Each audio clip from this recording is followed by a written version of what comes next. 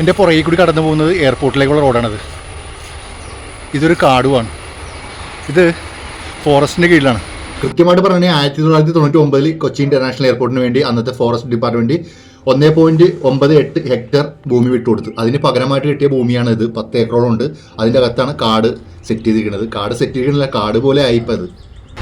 അങ്ങനെ ഒരു കാടാക്കി മാറ്റിയൊരു പ്രദേശത്താണ് ഞാനിപ്പോൾ ഉള്ളത്. ഹൈവേയുടെ സൈഡിൽ തന്നെയാണ് കണ്ട. അപ്പോൾ അതിൻ്റെ വിശേഷങ്ങളാണ് തീർച്ചയായിട്ടും വാച്ച് ചെയ്യാം. സുവർണോദ്യാന ബയോളജിക്കൽ പാർക്ക് നെടുമ്പാശ്ശേരിയിലേക്ക് പോകുന്ന വഴിയാണ്.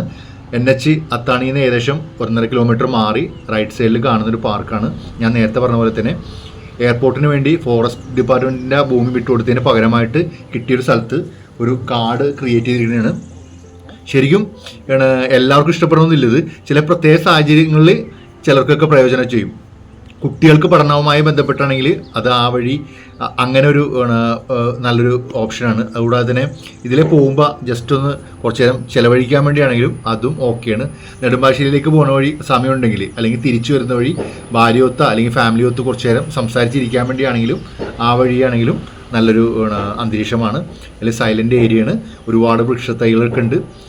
പഠനാവശ്യവുമായി ബന്ധപ്പെട്ട് അതായത് പുതിയ തലമുറയെ പുതിയ പുതിയ സസ്യങ്ങളെ പരിചയപ്പെടുത്താന്നുള്ള രീതിയിൽ വരുന്നുണ്ടെങ്കിലും പ്രയോജനം ചെയ്യും. പിന്നെ ചെറിയൊരു തടാകമുണ്ട്.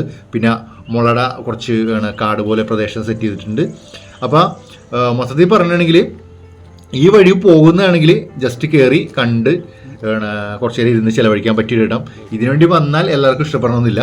കുട്ടികൾക്ക് പഠനവുമായി ബന്ധപ്പെട്ടാണെങ്കിൽ ചെറിയൊരു ഹോളുണ്ട്, അത് റെൻറ്റിന് എടുക്കാവുന്നതാണ്. അതുകൂടെ തന്നെ ബാക്കിയുള്ളവർക്കും അതായത് അത് റെൻറ്റിനെടുത്ത് ഉപയോഗിക്കാവുന്നതാണ്. ചെറിയൊരു മിനി ഹോളാണ്.